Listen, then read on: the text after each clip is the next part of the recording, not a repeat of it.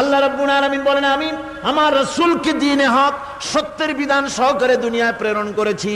লিইয়ুযহিরাহু আলাদ দ্বীনি কুল্লিহি আয় লিইয়ুগলিবাহু আলা সাইরিল আদিয়ান। সমস্ত আদিয়ানে বাতিলের উপরে আমার দ্বীনকে বিজয়ী করে দেওয়ার জন্য আমি রাসূলের কাছে কিতাব সহকারে তাকে অবতীর্ণ করেছি। এ দায়িত্ব শুধু মুহাম্মদ সাল্লাল্লাহু আলাইহি ওয়াসাল্লামের ছিল না, দুনিয়ার উপরে আল্লাহর দ্বীন কায়েম করা, আল্লাহর বিধান অনুযায়ী মানুষের বিচার ফয়সালার দায়িত্ব শুধু মুহাম্মদ সাল্লাল্লাহু আলাইহি ওয়াসাল্লামের ছিল না, সমস্ত নবীদের ছিল। কাদের ছিল? সব নবীদের ছিল।